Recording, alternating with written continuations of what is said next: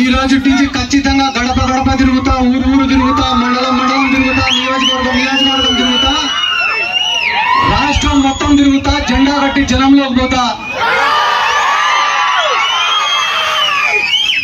ఎందుకు ఈ మాట చెప్తున్నానంటే, ఈ రోజు జగన్మోహన్ రెడ్డి ఒక్కడు ఒకవైపు, రాష్ట్రంలో ఉండే అన్ని పార్టీలు ఒకవైపు. జగన్మోహన్ రెడ్డి గారికి మద్దతు కూడగట్టడానికి రాష్ట్రంలో ఉండే యువకులను అందరినీ కూడా కలుస్తా. ఈ రోజు నుంచి జగన్మోహన్ రెడ్డి గారు చేసిన మంచి గురించి చెప్తా, చంద్రబాబు నాయుడు చేసిన మోసాల గురించి ప్రజలకు వివరిస్తా, రాష్ట్రంలో పెట్టుకుంటున్న అనైతిక పొత్తుల గురించి కూడా అందరికీ చెప్పుకుంటా తిరుగుతా నేను. ఎందుకంటే ఈ రాష్ట్రంలో తెలుగుదేశం పార్టీకి జగన్మోహన్ రెడ్డి అంటే పడదు, జనసేన వాళ్లకు జగన్మోహన్ రెడ్డి అంటే పడదు, బీజేపీ వాళ్లకు జగన్మోహన్ రెడ్డి అంటే పడదు, కాంగ్రెస్ వాళ్లకు జగన్మోహన్ రెడ్డి అంటే పడదు. ఎందుకు పడదు? చంద్రబాబు నాయుడుకు జగన్మోహన్ రెడ్డి గారు అంటే ఎందుకు పడదు? గత 40 సంవత్సరాలుగా చంద్రబాబు నాయుడు గారు అధికారంలో ఉన్నా లేకపోయినా ఆయన ఆస్తులను, ఆయన అక్రమ సంపాదనను, ఆయన రాజకీయాన్ని ఏదో ఒక రకంగా అధికారంలో ఎవరుంటే వాళ్ళను మేనేజ్ చేసుకుంటా అన్నిటినీ కాపాడుకుంటూ వచ్చినాడు ఇన్ని రోజులు. కానీ జగన్మోహన్ రెడ్డి గారు ముఖ్యమంత్రి అయిన తర్వాత ఆయన చేసిన స్కాములు బయటపడినాయి, ఆయన చేసిన అక్రమాలు బయటపడినాయి. చివరికి ఈ రోజు కుప్పంలోనే ఆయన ఓడిపోయే పరిస్థితి వచ్చింది. కాబట్టి చంద్రబాబు నాయుడు జగన్మోహన్ రెడ్డి గారిని విమర్శిస్తాడు. సరేలే, పవన్ కళ్యాణ్ ఎందుకు విమర్శిస్తాడు జగన్మోహన్ రెడ్డి గారిని? జగన్మోహన్ రెడ్డి గారు పవన్ కళ్యాణ్ కన్నా వయసులో 3 ఏళ్ళు 4 ఏళ్ళు చిన్నోడు.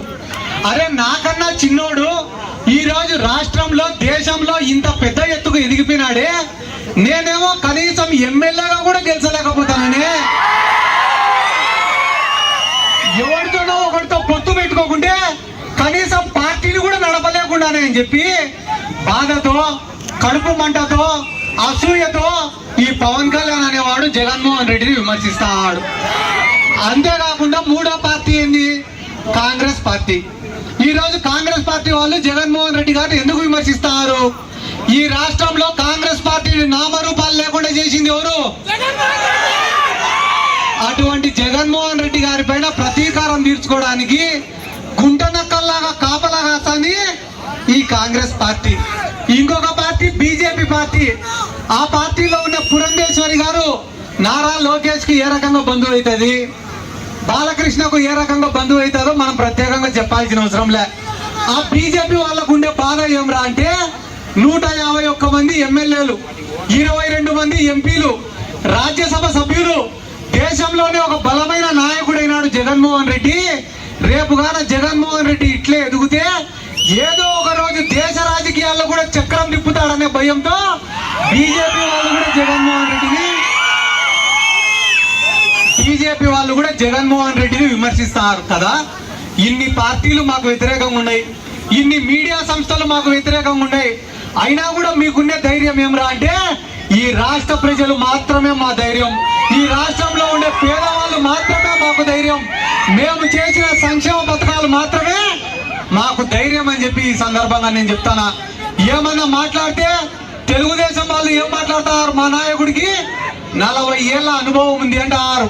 40 ఏళ్ల అనుభవం ఉండే చంద్రబాబు నాయుడికి పేద విద్యార్థుల్ని చదివించాలనే ఆలోచన రాలే, పేద విద్యార్థులకు పౌష్టిక ఆహారం ఇవ్వాలనే ఆలోచన రాలే, పొట్టకూటి కోసం పక్క రాష్ట్రాలకు పోయిన జాలర్లకు ఫిషింగ్ హార్బర్లను నిర్మించాలనే ఆలోచన రాలే, పోర్ట్లను నిర్మించాలనే ఆలోచన రాలే, మెడికల్ కాలేజీలను నిర్మించాలనే ఆలోచన రాలే, జిల్లాలను పెంచాలనే ఆలోచన రాలే, అదే రకంగా ఒక గ్రామానికి వైద్యుడిని అందించాలనే ఆలోచన రాలే, అవ్వాతాతలకు ఇంటికాడికి పోయి పెన్షన్ ఇవ్వాలనే ఆలోచన రాలే. చంద్రబాబు నాయుడుకి వచ్చిన ఆలోచన ఏమరా అంటే హైటెక్ సిటీ కట్టాలా, దాని చుట్టుపక్కల రియల్ ఎస్టేట్ చేయాలనే ఆలోచన వచ్చింది. అమరావతి కట్టాలా, అమరావతి చుట్టుపక్కల రియల్ ఎస్టేట్ చేయాలనే ఆలోచన మాత్రమే ఈ చంద్రబాబు నాయుడుకి వచ్చింది. ఇన్ని రకాలుగా రాష్ట్ర ప్రజల్ని మోసం చేసి మళ్ళీ ఈరోజు ఏమంటాడు తెలుసా చంద్రబాబు నాయుడు? బాబు షూరిటీ, భవిష్యత్తుకు గ్యారంటీ అంట. మళ్ళా చెప్పు బాబు షూరిటీ, నలుగురు షూరిటీలు పెడితే కానీ రాజమండ్రి జైలు నుంచి బయటికి రాలే.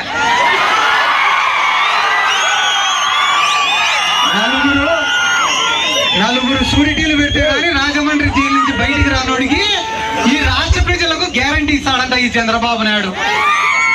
ఒక కుటుంబానికి ఆపద వస్తేనో, ఇంట్లో తండ్రికి ఆపద వస్తేనో, తల్లికి ఆపద వస్తేనో, చెల్లికి ఆపద వస్తేనో మనం ఏం చేస్తాం?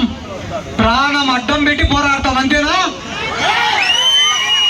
చంద్రబాబు నాయుడిని అరెస్ట్ చేస్తే నారా లోకేష్ ఢిల్లీకి పోయినాడు. ఎందుకు పోయినావు లోకేష్ నువ్వు ఢిల్లీకి అంటే లాయర్లతో మాట్లాడేదానికి పోయినాడంట. ఒకరోజు చంద్రబాబు నాయుడు కాడికి పోయి అడిగినాడట నా లోకేష్, డాడీ వీళ్ళు ఎవరు నీకు బెయిల్ తేలేకున్నారు కానీ నీ తరఫున నేనే వాదిస్తా డాడీ అన్నాడంట. ఒరే, ఎంత పనికి మాలిన లాయర్ వాదించినా కూడా ఒక నెలకు బయటికి వస్తారా? నువ్వు వాదించినావంటే ఈ జన్మకు రానరా నేను బయటికి అన్నాడ.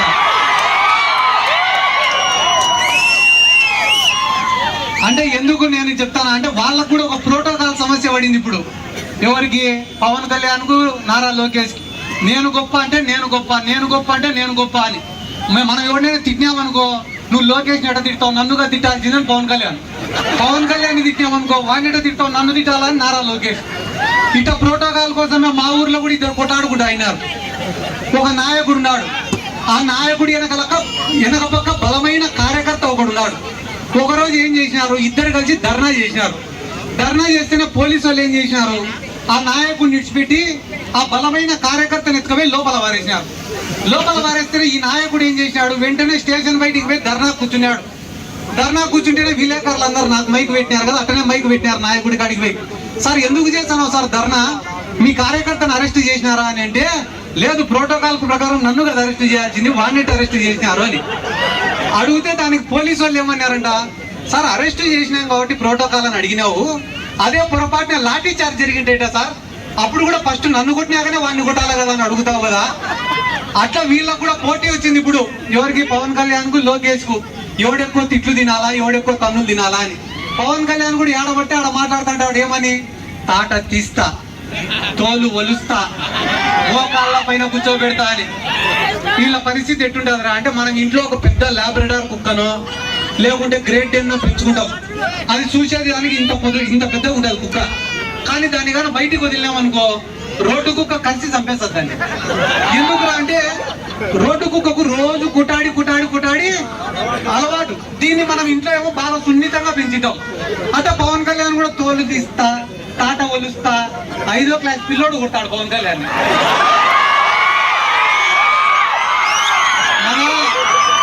మన గవర్నమెంట్ స్కూళ్ళల్లో చదువుకుని 5వ క్లాస్ పిల్లోడు కొట్టాడు.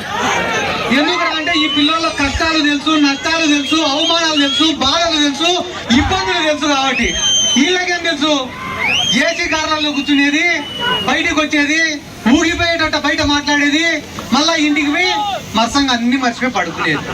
వాస్తవమే కదా. జగన్మోహన్ రెడ్డి గారు ఏ రోజన్నా కూడా పవన్ కళ్యాణ్ కానీ ఇంకొకరిని కానీ తప్పుగా మాట్లాడినాడా, దూషించినాడా? ఇదే పవన్ కళ్యాణ్ మైకు పట్టుకొని వీధి తిరిగి చెప్పినాడు ఏమని, చంద్రబాబు నాయుడు, నారా లోకేష్ నా తల్లిని దూషించినారు, నా తల్లి గురించి తప్పుడు ప్రచారాలు చేసినారని చెప్పి రాష్ట్రం అంతా తిరిగి చెప్పినాడు. అదే పవన్ కళ్యాణ్ ఈ రోజు ఏం చేశాడు, చంద్రబాబు నాయుడు సంఘం నాకుతానమాట. వాస్తవమా కాదా? ఒక్కసారి ఆలోచించండి. నేను మిమ్మల్ని అడుగుతాను, ఒక్క మాట చెప్పండి, మీ ఇంట్లో తల్లిని కానీ, చెల్లిని కానీ, భార్యను కానీ ఎవడైనా కూడా తప్పుగా మాట్లాడితే ఏం చేశారు మీరు? తాట తీస్తావా? కొంతమంది వెనక పక్క వెరైటీ చెప్తారు, మాట్లాడకూడదు. వాస్తవానికైతే మన ఇంట్లో వాళ్ళ గురించి ఎవరైనా మాట్లాడితే కోపం వస్తే కొడతాం, తిడతాం, ఇంకా మనకు శక్తి ఉంటే నరుకుతాం. ఒకవేళ అది చేసే శక్తి గాన మనకు లేకపోతే కనీసం అటువంటి వ్యక్తులకు దూరం ఉంటాం. లేదా ఏదో ఒక రోజు మనకు ఆ శక్తి వచ్చినప్పుడు గుర్తు పెట్టుకొని మరి తొక్కుతాం.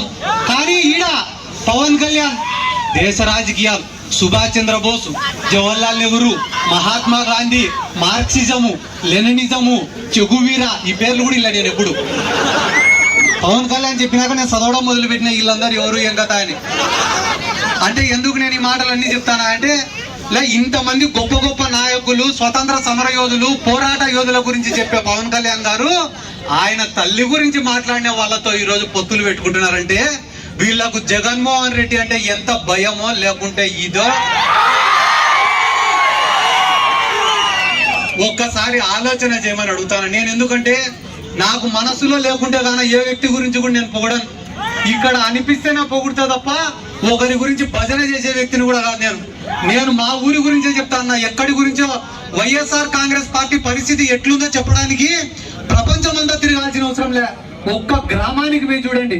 నా సొంత గ్రామానికి నేను పోయి ఒకసారి సచివాలయంలో లిస్టు తెప్పించుకొని మా గ్రామానికి ఏమేమి వచ్చినారా అంటే సచివాలయాలు, ఆర్బీకేలు, హెల్త్ సెంటర్లు, మినీ గోడౌన్లు, నాడు నేడు కింద స్కూళ్ళు, ఎక్స్ట్రా క్లాస్ రూమ్లు, ఇవి కాకుండా ఇంటి పట్టాలు, ఇల్లులు, ఇవి కాకుండా 27 కోట్లు సంక్షేమ రూపకంలో డబ్బులు వస్తే ఇప్పుడు చెప్పండి అన్న 2.5 లక్షల కోట్ల రూపాయలు ప్రజల అకౌంట్ లో వేసిన జగనే రాకుంటే ఏం చేశాడని చంద్రబాబు నాయుడు వస్తాడో ఒక్కసారి ఆలోచన చేసుకొని చెప్పమని నేను అడుగుతున్నా.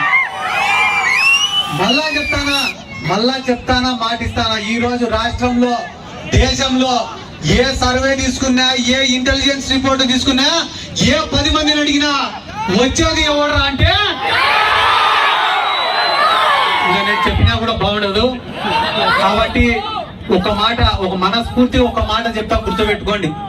దేశంలో ఏ ప్రభుత్వానికైనా కూడా 5 సంవత్సరాలలో ఇచ్చిన మాటను నిలబెట్టుకోవాలంటే, చెప్పిన వాగ్దానాలన్నీ నిలబెట్టుకోవాలంటే అది అయ్యే పని కాదు. 60% వాగ్దానాలను నెరవేర్చినా కూడా ఆ ప్రభుత్వం పాస్ మార్కులు సాధించినట్టనే. కానీ మన రాష్ట్రంలో జగన్మోహన్ రెడ్డి గారు 95% వాగ్దానాలను నిలబెట్టుకున్నాడు. అది కూడా 5 సంవత్సరాల కాలంలో కాదు, కేవలం 3.5 సంవత్సరాల కాలంలోనే. మిగిలిన 1.5 సంవత్సరాల కాలం కూడా కరోనాకు పోయింది. ఆ కరోనా లాంటి క్లిష్టమైన సమయంలో కూడా ఇచ్చిన మాటను నిలబెట్టుకునే గొప్ప వ్యక్తి వైఎస్ జగన్మోహన్ రెడ్డి గారు. అటువంటి జగన్మోహన్ రెడ్డి గారి కోసం పోరాడడానికి నేను సిద్ధం, మీరు సిద్ధమా? జగన్మోహన్ రెడ్డి గారి కోసం కష్టపడడానికి నేను సిద్ధం, మీరు సిద్ధమా? జగన్మోహన్ రెడ్డి గారిని ముఖ్యమంత్రిని చేసుకోవడానికి నేను సిద్ధం, మీరు సిద్ధమా? ఇంత ప్రేమగా ఇక్కడికి వచ్చి ఆశీర్వదించిన ప్రతి ఒక్కరికి పేరు పేరున నా ధన్యవాదాలు తెలియజేసుకుంటూ సెలవు తీసుకుంటున్నాను. జై జగన్.